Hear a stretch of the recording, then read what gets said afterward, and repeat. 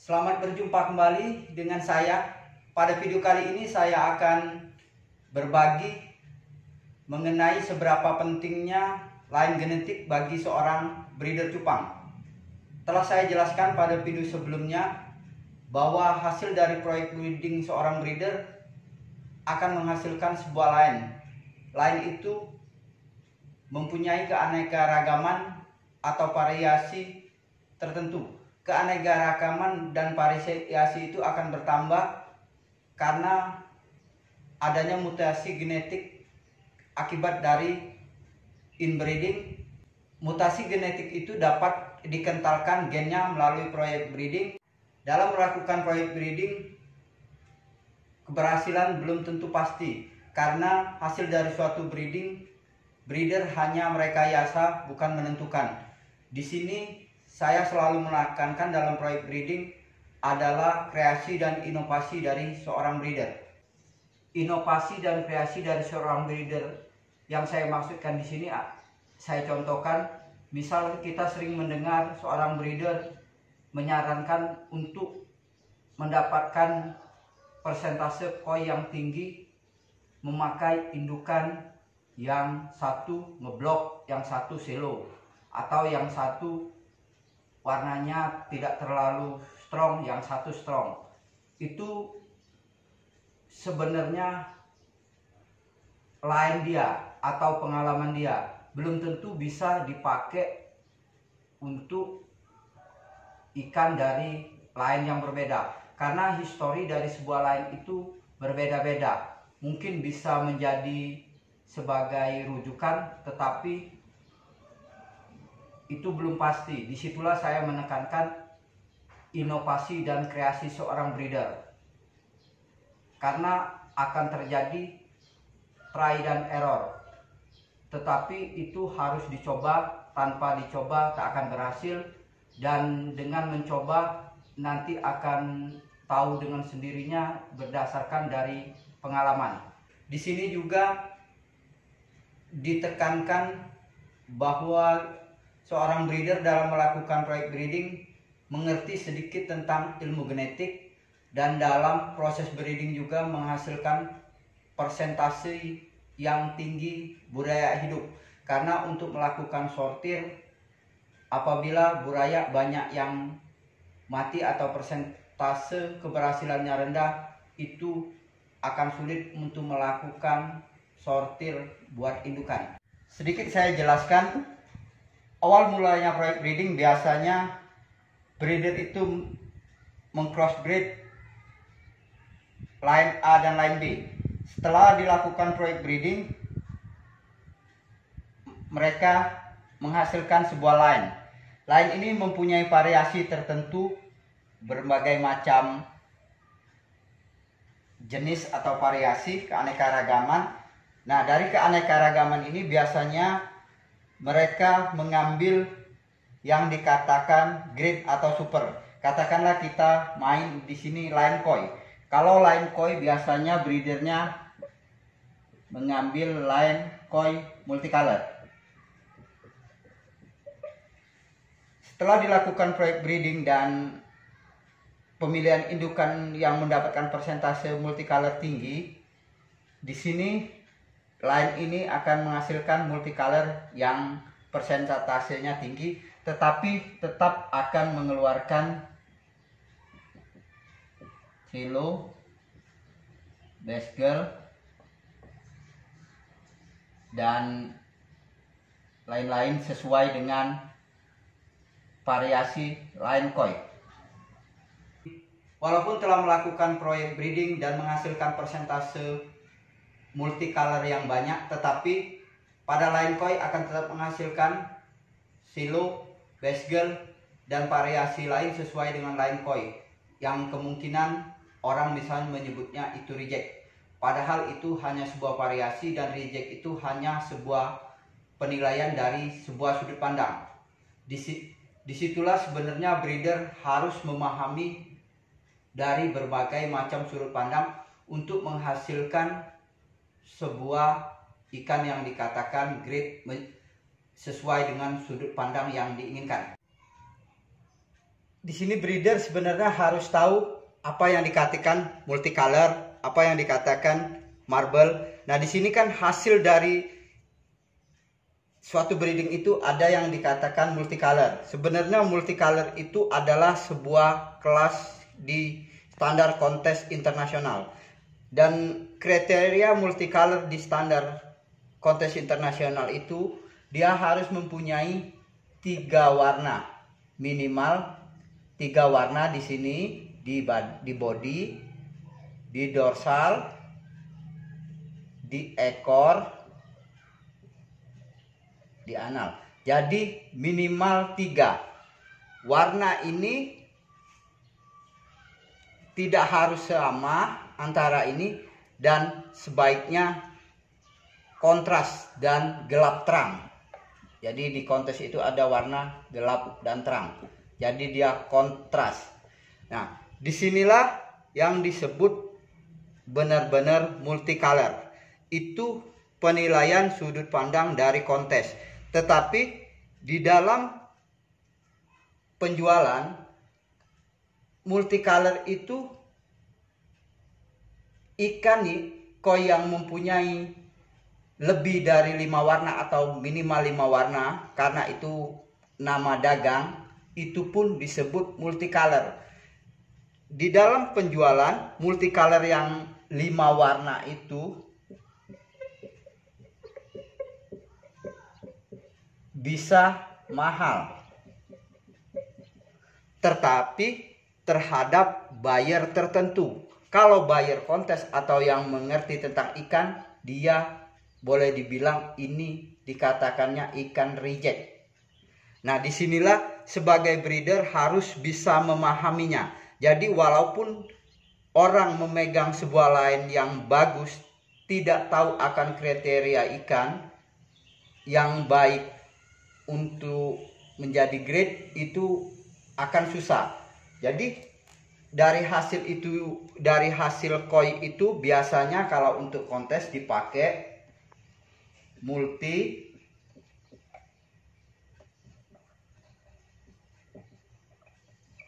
marble dan cilu. Nah, dari hasil ini ada juga yang warnanya marble. Persentase warna marble ada kriterianya. Tetapi kadang orang yang disebut 5 warna ini multicolor dimasukkan di kontes, dia tidak masuk kontes kelas multicolor. Dia akan masuk dalam kelas marble.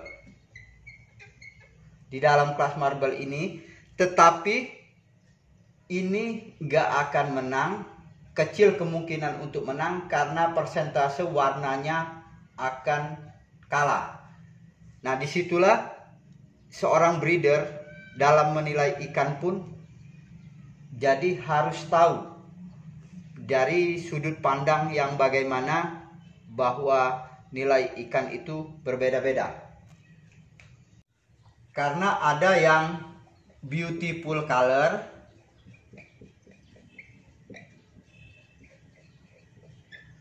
ada yang saya bilang kontras. Nah, warnanya kontras. Nah, di sini yang beautiful color ini biasanya kalau di pasaran orang itu senang dengan warna yang seperti warna bendera. Jadi warnanya itu biasa beautiful color. Tetapi kalau di kontes itu warnanya multicolornya kontras, dan dalam penilaian juri juga di center biasanya keluar juga semua warnanya seperti cat yang dilempar. Jadi hasilnya kayak gitu, warnanya banyak. Disitulah yang untuk multicolor kontes dan untuk beautiful color itu biasanya untuk penjualan untuk orang-orang awam. Ini yang saya jelaskan tadi, ikan multicolor kontes. Ikan ini di 99% dihasilkan dari line proyek breeding. kalaupun ada hasil crossbreed atau hasil breeding asal-asalan, itu persentasenya kecil. Nah, disinilah dari suatu line ini biasanya kan, biarpun dia inilah disebut line kontes, walaupun dia line kontes biasanya tetap ada variasi tadi, 1, 2, 3 variasi yang line koi tadi. Cuma untuk menghasilkan multicolor ini biasanya breeder yang memegangnya mungkin memakai yang grade A dan grade A. Sebenarnya tidak pasti, cuma kita ambil mungkin settingannya grade A dengan grade A untuk menghasilkan multicolor yang banyak dan bagus. Tetapi di sini variasi ini, walaupun ini dikatakan reject ini bila dikawinkan, dia juga bisa menghasilkan multicolor yang seperti ini, walaupun persentasenya kecil. Disitulah top breeder yang memegang line hasil proyek breeding tidak menjual female. Biasa itu seed female, karena mereka takut line-nya bocor. Dan ada juga breeder yang menjual tetapi harganya tinggi, dan juga ada breeder yang menjual, dia memberi male grade A, female-nya grade A, tetapi dari line yang berbeda. Katakanlah female-nya dari line B. Ketika buyer membreeding, ini hasilnya tidak kental karena crossbreed. Cuma crossbreed ini kemenangannya dia memegang genetik male yang kental, tetapi di sini dia tetap crossbreed, dan untuk menghasilkan yang bagus juga harus tetap seleksi. Dari penjelasan saya tadi, kita simpulkan bahwa itulah pentingnya line breeding bagi seorang breeder, dan sampai-sampai para top breeder tidak menjual female-nya, bahkan memusnahkannya supaya line-nya tidak bocor. Tetapi dalam bisnis cupang bergerak begitu cepat. Yang dulu line breeding itu begitu dibanggakan, tapi dalam bisnis ini sekarang ada juga terjadi perubahan. Sekarang saya contohkan perubahan itu di cupang avatar. Sebelum koi avatar booming, sebenarnya sudah ada ikan yang fenotipnya sama dengan avatar yang sekarang ini, yaitu Black Koi Galaxy. Tetapi Black Koi Galaxy ini sedikit, jadi untuk mendapatkan Black Koi Galaxy ini susah atau persentasenya sedikit. Nah, ini sudah ada Black Koi Galaxy, tetapi breeder membuat avatar melalui proyek breeding. Apa yang di crossnya untuk bahanan pertama itu rahasia dari breeder itu, karena breeder tidak membukanya. Kalaupun ada yang bilang dari ini dengan ini, dia bukan breedernya, dia hanya menduga. Jadi saya tidak berani ngomong bahwa avatar itu hasil ini kali ini yang dihasilkan dari proyek breeding, dan avatar itulah yang membuat jadi booming. Nah, avatar ini jadi booming dan ini warna daging. dan memang fenotipnya begitu bagus, sesuai jadi tren dan booming. Dan di sini Black Koi Galaxy jadinya muncul lagi. Jadi banyak orang membreeding yang menghasilkan Black Koi Galaxy.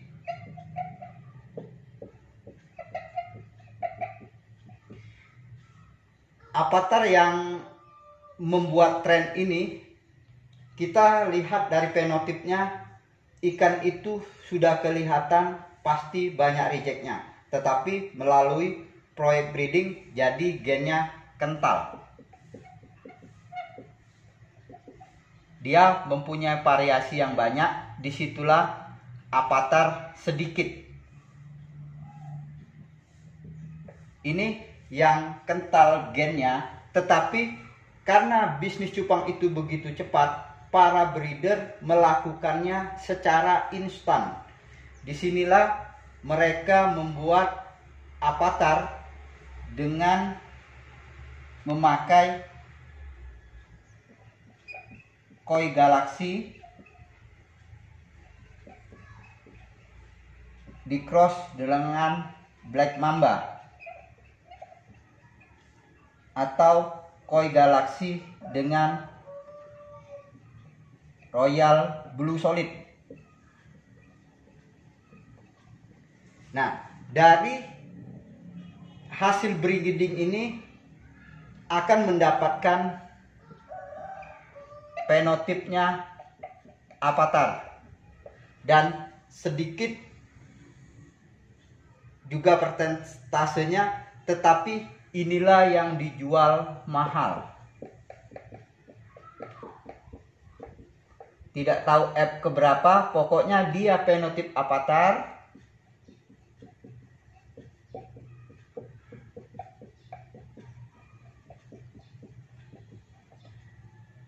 Jualnya mahal. Nah, buyer membelinya ini pun berharap untuk memperbanyak jenis avatar. Karena dari hasil ini, ikan yang dihasilkan sedikit yang jadi avatar. Katakanlah fenotipnya banyak yang reject. Orang bilang itu bahanan avatar. Dan karena di sini gennya tidak kental, mutasi terus berjalan. Kadang fenotipnya yang sudah jadi avatar, dia pun bisa jadi best girl. Dan di sini karena modal untuk membeli avatar tinggi dan untuk menghasilkan keuntungan, mereka menjual yang disebutnya bahanan. Memang ini benar bahanan, tetapi dari genetik yang tidak kental. Disitulah banyak yang membeli avatar sedikit kecewa karena memang gennya tidak kental.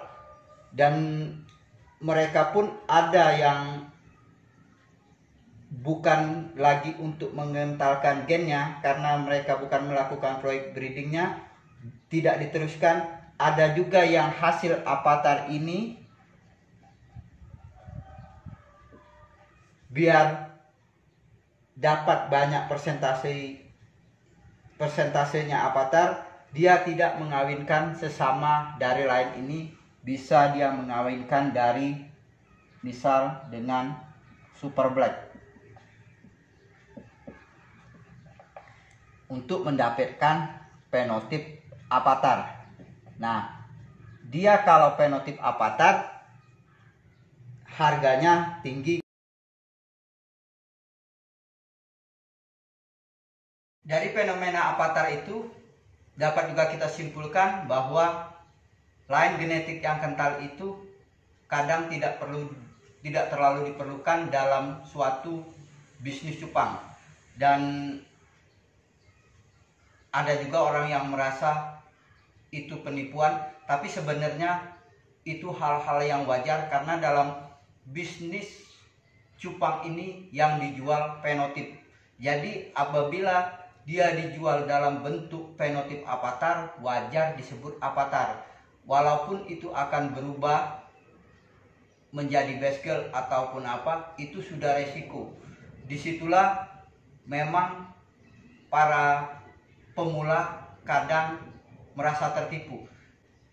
Tapi sebenarnya itu sebuah proses pembelajaran. Memang begitulah adanya di bisnis cupang.